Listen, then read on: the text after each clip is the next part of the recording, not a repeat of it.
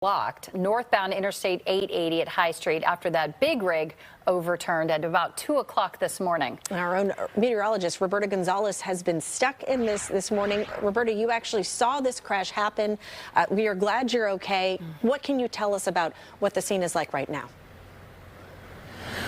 The scene right now, it is continuing to rain. It has been a steady light to moderate rain all morning long since this accident, in fact. And the winds have been blowing about southwest at 12 miles per hour, so you can see the sheets of rain. But we finally have some good news here. We had the car back up. We are now beginning to turn around here on 880 South, and we're going to drive north on this 880 South freeway and exit on High Street. Even though they have now uprighted this semi-truck, it is not possible to go around it once it is finally up and moved.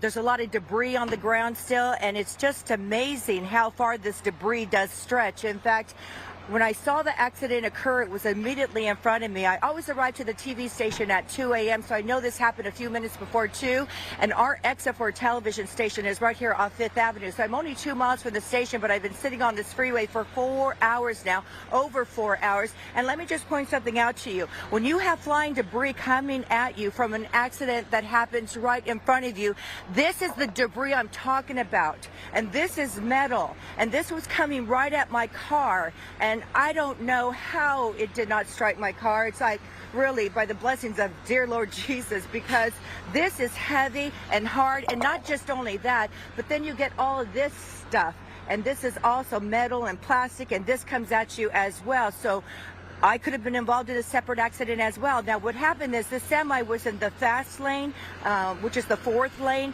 and I saw him trying to get into the next lane, the 3rd lane, but there was a car there already.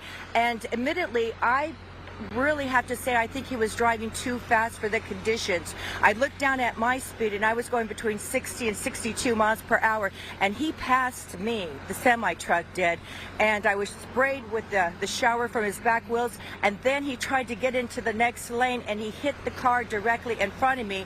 That car spun out across the 2nd lane, across the 1st lane, and hit the barrier. That car is now just right behind us here, and it is completely destroyed. It is totaled. Now, when I came to a stop, I walked up to the cab of this truck here, because all the cars behind me had stopped as well, and I asked him if he was okay. The truck driver crawled out of the cab. He was dazed and confused. He said yes, he was okay. I could see his knee was bloody. He had some blood on his arm as well. And then I raced back into my car, and I sat in my car for a moment, and then I looked to the back to see if this gentleman in his car was okay. I couldn't imagine he got out of his car. But by the time the paramedics came, they couldn't get around that barrier. It was a very tight squeeze. The truck has moved a little bit now, but it was a tight squeeze. The paramedics actually had to straddle the barrier. They carried a wheelchair over the barrier. They wheeled it over to the man in the totaled car, and they put him in the wheelchair. And as he passed me, he really didn't even know where he was. So I know both people involved in this accident were taken to local hospital. We really have to give big kudos and thanks to Oakland Fire Department Station 29. They got out here as soon as they could. They helped calm my nerves, because I was obviously shaken up quite a bit and even cried a few tears there, Pam. I know. I got that phone call from you, and I just was so thankful that you were okay. And you were telling us about, you're telling me 2 o'clock this morning, what were the road conditions like? Because I know it was raining. Was there, just to let people know who have to head out the door now, a lot of water still on the roads at this point?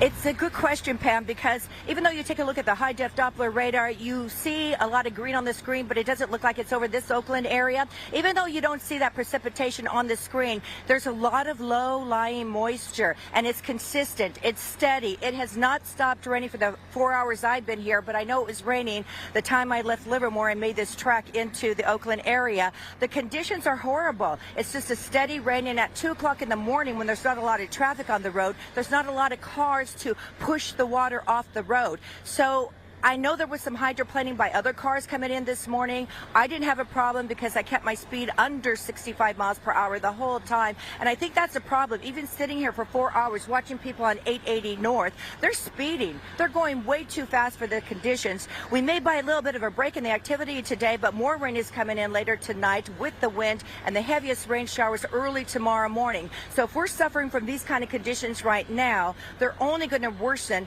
throughout the day, nighttime, and especially tomorrow. We're already seeing lots of local flooding on our local roadways here in Alameda and in Oakland. And again, I heard about a mudslide, rock slide in the Tiburon area. That's just now. You couple that up with more rain that's going to fall tonight, tomorrow, bit of a break Sunday, but more rain Monday. And right now, the computer model suggests all the way through next week.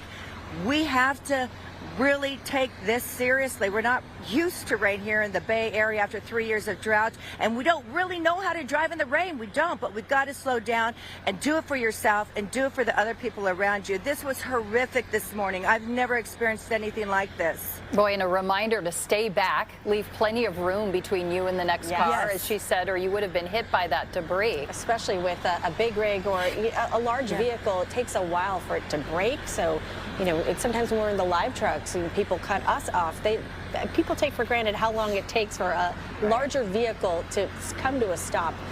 When you hit those brakes. Roberta, we can see the pavement, the reflection of the pavement behind you, how it's very slick, very wet out there. Earlier this morning, you'd mentioned, I listened to your interview, you were talking about they were trying to turn some of the cars around and get them off 880. Yes. Has that effort continued?